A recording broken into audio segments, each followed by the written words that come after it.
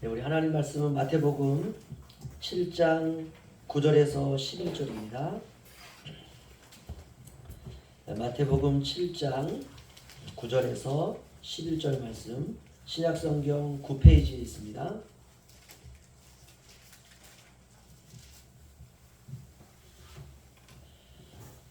짧기 때문에 우리 한 목소리로 함께 읽도록 하겠습니다. 시작. 너희 중에 누가 아들이 떡을 달라고 하는데 돌을 주며 생선을 달라 하는데 뱀을 줄 사람이 있겠느냐? 너희가 악한 자라도 좋은 것으로 자식에게 줄 줄 알거든 하물며 하늘에 계신 너희 아버지께서 구하는 자에게 좋은 것으로 주시지 않겠느냐? 아멘.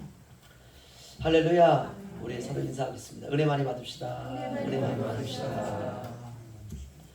오늘 부모님의 사랑이라는 제목으로 함께 은혜를 나누기를 원합니다. 오늘은 어버이 주일입니다. 나를 이 세상에 태어나 살도록 구원의 통로가 되어 주신 부모님의 사랑을 기억해보는 그런 주일입니다. 저는 중요한 날이다 생각이 듭니다. 아버지, 어머니 그리운 분들이 있죠. 저는 두 분이 다 안 계시기 때문에 참 그립기도 합니다. 제가 어릴 때 다 제 곁을 떠나가셨기 때문에 너무 긴 시간 동안 그분들에 대한 그리움은 있지만 세상에서 볼 수가 없지 않습니까? 연세가 드신 분들도 이렇게 곁에서 보다 보면 그 어머니를 이렇게 부르더라고요. 엄마 이렇게 부르더라고요.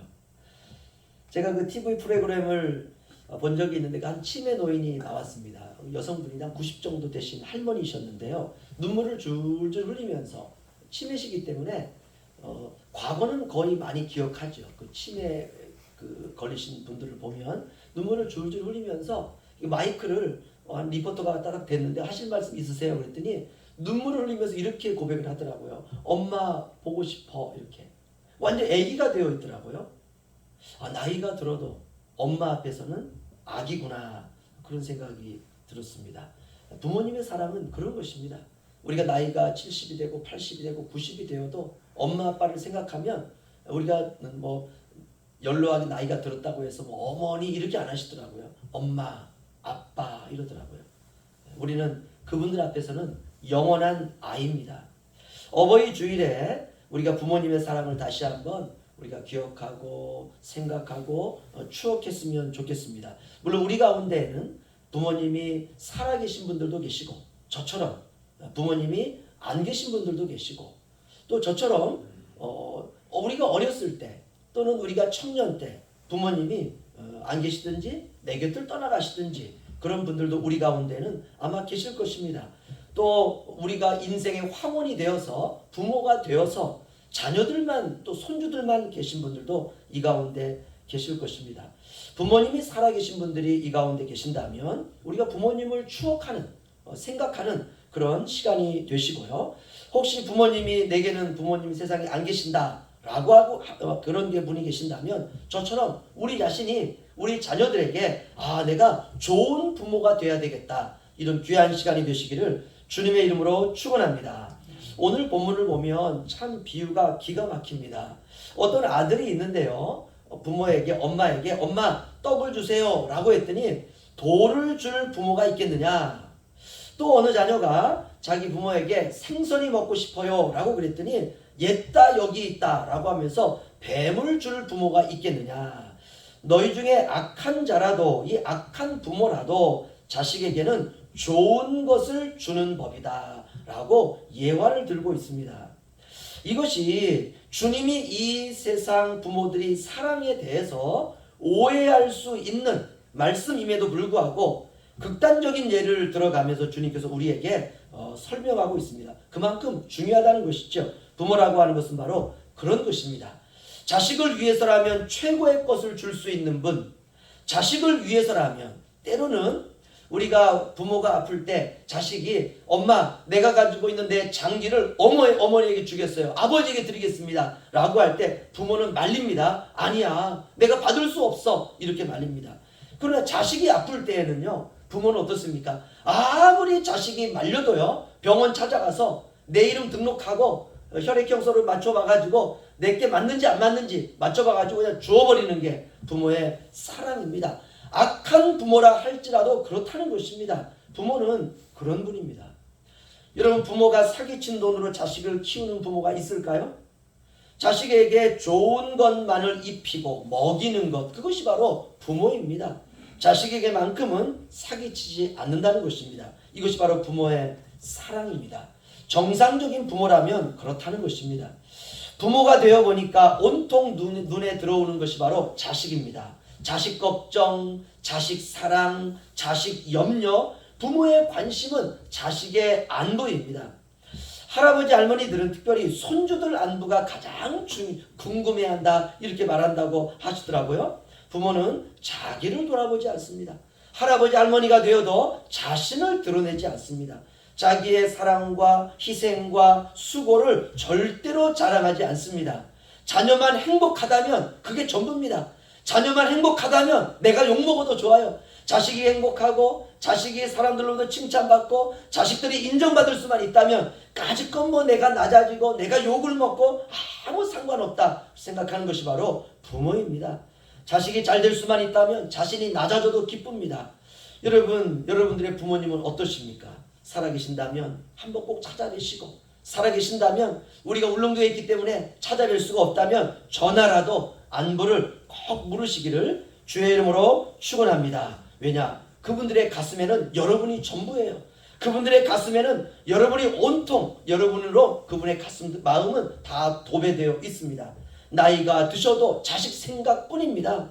우리 주님도, 우리 주님의 자녀들이 다 저와 여러분 아닙니까? 천국에 가시면 저와 여러분을 위해서 하나님 보좌 우편에서 기도하신다고 하지 않습니까?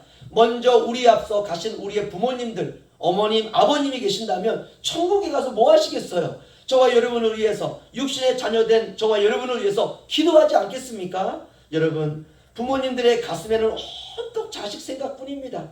나이가 드셔도 자식 생각뿐입니다. 그 사랑을 어찌다 표현할 수 있습니까? 그만큼의 눈물로 우리가 어떻게 갚을 수가 있습니까? 여러분의 눈에도 어머니, 아버지의 모습이 아른거릴 것입니다. 우리가 눈을 지그시 감고 우리가 부모님을 생각한다면 아주 생생하게 생각날 것입니다. 나를 이끌고 갔던 바닷가, 나를 이끌고 갔던 산, 나를 데리고 갔던 들, 도심 속의 여러 많은 거리, 나를 데리고 갔던 놀이공원, 나를 데리고 갔던 집 앞의 텃밭, 나를 데리고 등교했던 학교, 나를 데리고 갔던 시장, 나를 데리고 갔던 동물원 등등 헤아릴 수 없이 많습니다. 당신들도 살기 힘들었을 텐데 가슴 속에서부터 저와 여러분을 사랑으로 키우신 것입니다. 죽을 때까지 부모님은 자식 생각뿐입니다. 본인은 죽어가면서도 자식을 보면서 자식을 생각하는 것입니다. 이것이 하나님이 그렇게 부모들의 마음에 새겨놓은 사랑입니다. 그것 때문에 사는 것입니다. 자식이 기뻐하면 부모는 그것으로 만족합니다. 자식이 행복하면 그것으로 족하고, 자식이 기뻐하면 그것으로 만족하고, 자식이 좋다고 하면 그것으로 행복을 느끼는 것입니다.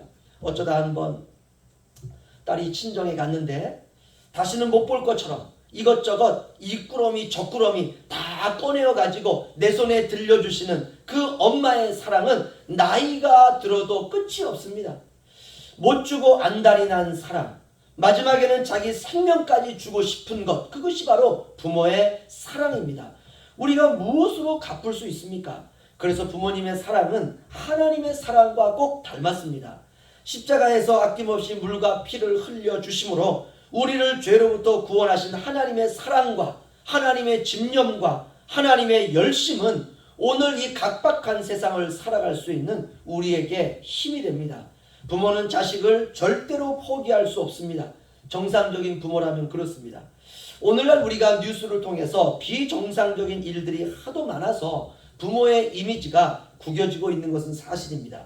돈 때문에 부모가 싸우다가 부모와 자식 간에 칼부림이 나는 사건이 있습니다. 순간적인 충동을 이기지 못해서 집에 불을 다 질러버려서 온 가족이 불에 타서 죽는 이런 사건들을 우리가 듣습니다. 가족이 타고 가던 차를 몰고 앞에서 부부가 싸우다가 그냥 가장이 이 차를 강물로 뛰어드는 사건들도 있습니다. 부모와 자식의 재산 싸움으로 오랜만에 만난 명절에 가정이 전쟁터가 되는 가정들도 있습니다. 이런 일들이 우리가 사는 사회를 물들이고 있습니다. 이런 것은 비정상적인 것이죠. 이런 이야기는 타락한 인간의 모습입니다. 우리는 모두 그리스도 안에서 새로워진 그리스도를 주인으로 모신 예수를 믿는 가정입니다. 그렇다면 사랑이 가족을 묶는 끈이 돼야 된다는 것입니다. 사랑 때문에 울기도 하고, 사랑 때문에 싸우기도 하고, 사랑 때문에 세워지기도 하는 것입니다. 오늘날 이런 사랑이 식어져 가고 있습니다. 자녀도 부모도 사랑이 싸늘하게 식어져 가고 있습니다. 안타까운 현상이죠. 여러분의 가정만큼은 우리 가정의 가족사랑 온도는 몇 도인가 우리가 한번 측정해 볼 필요성이 있습니다. 여러분, 그 가족사랑의 온도를 올리시기를 주의 이름으로 축원합니다. 여러분, 사랑의 온도는 100도가 돼도 상관없습니다. 사랑의 온도는 200도가 되어도 상관이 없습니다. 우리 가정의 사랑의 온도가 1000도다 아무 상관없습니다. 여러분, 사랑이 많다는 것은 건강하다는 것입니다. 가족 사랑이 식어지면 아이들은 외부에서 사랑을 찾기 시작합니다. 가족의 부부의 사랑이 식어지기 시작하면 남편과 아내는 외부에서 사랑을 찾기 시작합니다. 여러분, 안 됩니다. 가족의 사랑이 시작입니다. 사랑이 변화를 낳습니다. 사랑이 변화의 시작입니다. 그런데 이 사랑은 나의 기준이 아니라 주님의 사랑의 기준으로 우리가 가정을 세워야 되리라 믿습니다. 내가 바라는 사랑이 기준이 될 때에는 실망과 좌절과 고통만 낳습니다. 그러나 주님의 사랑이 기준이 될 때에는 우리는 상대를 품어줄 수가 있습니다. 오늘날 심각한 것은 이런 부모의 사랑과 역할이 가정에서 제대로 작동되고 있지 않다는 것입니다. 우리가 부모 역할을 제대로 작동시켜야 됩니다. 여기에는 의지적인 노력이 필요합니다. 사랑은 그냥 되지 않습니다. 그 에릭 프롬이라고 하는 사람이 중요한 책 2권을 썼는데 첫 번째 책은 존재냐 소유냐라고 하는 책을 썼고, 두 번째는 사랑의 기술이라는 책을 썼습니다. 사랑에도 기술이 필요하다는 것입니다.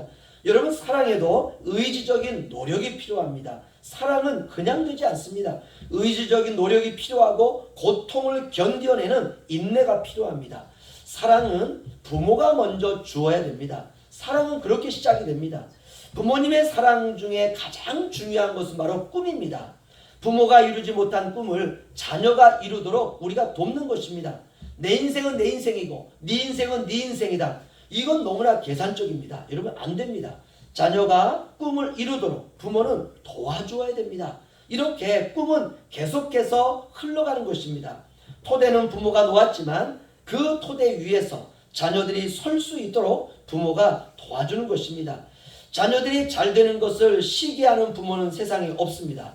그 이유는 부모의 유전자 속에는 심겨진 자녀에 대한 사랑이 있다는 것입니다. 그러나 이 유전자가 변질되면 그때부터 부모와 자식 간에도 투쟁이 시작됩니다. 적어도 예수 그리스도를 믿는 신앙의 가정은 그 유전자가 건강해야 될 줄로 믿습니다. 여러분, 자녀의 축복을 위해서 기도하시기를 주의 이름으로 축원합니다. 기도하실 때마다 자녀를 위한 기도를 빼놓지 마시기를 바랍니다. 그리고 자녀가 피해의식 가운데 살아가지 않도록 여러분, 용돈도 알아서 주셔야 돼요. 여러분, 자녀를 굶기지 말기를 주의 이름으로 축원합니다.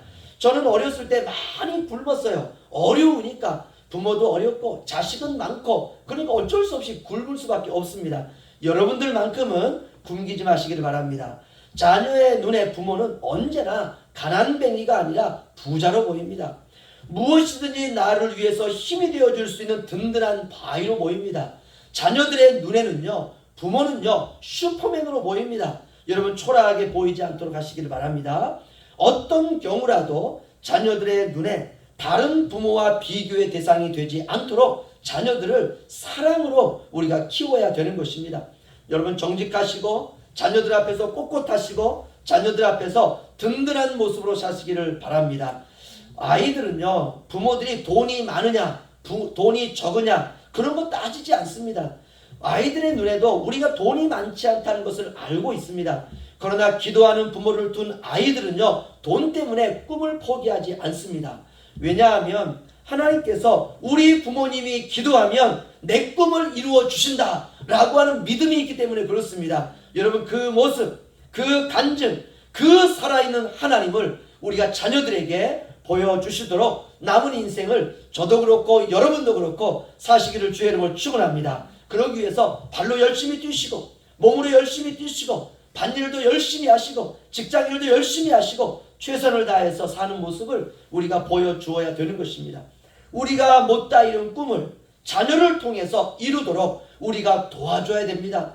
자녀에게서 이루어지지 않는다면 그 자녀들의 자녀, 손주에게서 그 손주의 손주들에게서 이루어지기를 위해서 우리가 기도하는 것입니다. 꿈을 함께 공유하시고 비전을 함께 의논하시고 우리가 격려하고 용기를 줘야 되는 것입니다.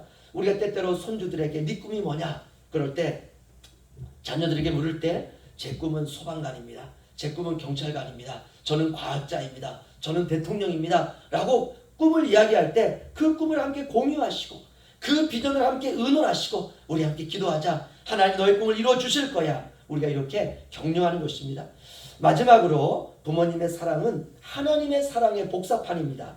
하늘보다 높고 바다보다 깊은 것, 그것이 바로 부모님의 사랑입니다. 이 말은 부모님의 사랑을 절대로 무시하지 말라는 것입니다.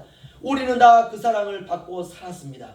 부모님들이 가난하건 부모님들이 질병이 있건 부모님들이 다른 부모보다도 연약하건 아무 상관없이 우리는 모두가 다 각 가정에서 하늘보다 높고 바다보다 깊은 그 사랑을 받고 다 살았습니다.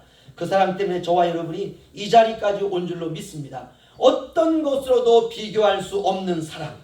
우리가 인간의 죄성 때문에 그 사랑이 왜곡되고 비뚤어지고 어그러지고 문제이지 하나님께서 부모에게 심기어 주신 그 사랑의 본질은 변하지 않습니다. 그 사랑은 하나님의 것입니다. 맛있는 음식 때때로 우리에게 사주시고 때때로 작은 용돈이라도 여러분 그 사랑에 보답하기 위하여 부모님의 통장에 넣어드리시고 전화도 가끔 드리시고 필요하다면 때때로 문자도 보내시고 편지도 쓰시기를 주님의 이름으로 축원합니다. 여러분 바쁘신 것 압니다. 눈꽃 뜰 새 없이 바쁘신 것 압니다. 저희 장모님 요즘 좀 많이 아프시거든요. 그래서 저희가 집사람하고 요즘에 교우들을 위해서도 우리가 함께 저녁에 둘이서 작정기도 하고 있습니다. 피부에 너무 피부병이라고 너무 심한 거예요. 그래서 집사람이 전화를 했어요. 엄마 이제 엄마 열심히 예수 믿어야 돼. 그리고 우리가 작정기도 시작했어. 걱정하지 마. 이렇게 우리 작정기도 시작하고 엄마 기다려. 유서방이 기도해 줄 거야. 저는 기도할 마음이 없었는데 유서방이 기도해 줄 거야. 전화기를 딱 넘겨주더라고요. 그래서 제가 그냥 간절히 기도했어요. 엊그제 전화 통화하니까 많이 나오셨다 그러더라고요. 우리 아내 여기 가운데 아내 되시는 분들 여러분 그런 지혜가 필요합니다. 서로 기도하다가 어머니 제 남편이 제 지금 남편이 기도해 줄 거예요. 잠깐 기다리세요. 전화 수화기를 넘겨주면 그거 또 기도해 주시고 우리가 이렇게 연로하신 부모님들을 우리가 여러 가지로 우리가 돌보는 것입니다. 이번 주간에 여러분 꼭 용돈 보내드리시고 전화도 하시고 편지도 쓰시고 문자도 쓰십시오. 바쁘지만 여러분 그래도 한 가지라도 해보는 것입니다. 여러분 돈이 문제가 아닙니다. 너무 없다고 미안해하지도 마세요. 여러분의 부모님도 여러분이 돈이 없다는 거 다 아십니다. 여러분이 바쁘다는 거 다 아십니다. 그런데 부모가 되면 공통적인 특징이 하나 있습니다. 그게 바로 뭐냐면 기다림이라는 것이에요. 야, 너 왜 요즘에 나한테 전화하지 않냐? 왜 나한테 연락하지 않냐? 여러분 부모님은 절대 그러지 않습니다. 그럼에도 불구하고 기다려요. 기다림밖에 할 수 없는 것, 그것이 바로 연로하신 부모님의 모습입니다. 여러분 그 기다림 속에 여러분의 전화 한 통화가 하늘에서 내리는 촉촉한 단비가 될 수 있고 살아갈 용기가 되기도 하고 살아갈 힘이 되기도 합니다. 여러분 나이가 들면 믿음도 예전 같지 않습니다. 과거에는 기도원을 가고 과거에는 무릎을 꿇고 과거에는 작정기도도 했지만 나이가 들어가면 믿음도 예전 같지 않습니다. 마음 씀씀이도 예전 같지 않습니다. 건강도 예전 같지 않습니다. 신앙도 예전 같지 않습니다. 여러분 세월이라고 하는 이 힘은요 파릇한 잎을 낙엽으로 만들듯이 우리를 약하게 만듭니다. 이게 세월의 힘입니다. 여러분 누구나 그럴 수 있습니다. 그럴 때 부모님에게 관심 가져주시고 사랑으로 다가가시기를 바랍니다. 왜냐하면 나에게 주었던 사랑 그리고 지금도 나를 향한 부모님의 사랑은 하늘보다 높고 바다보다 깊기 때문에 그렇습니다. 물론 우리는 하늘을 재어본 적도 없고 바다를 재어본 적도 없습니다. 그러나 알고 있습니다. 세상의 잣대로 잴 수가 없다라는 것을. 여러분, 이번 부모 사랑주의를 통해서 부모님을 위해서 기도하는 그런 자녀들이 되시기를 주의 이름으로 부탁을 드립니다. 나를 세상에 있도록 축복의 통로가 되어주신 부모님께 감사하는 한 주간 되시기를 주님의 이름으로 축원합니다. 기도하겠습니다.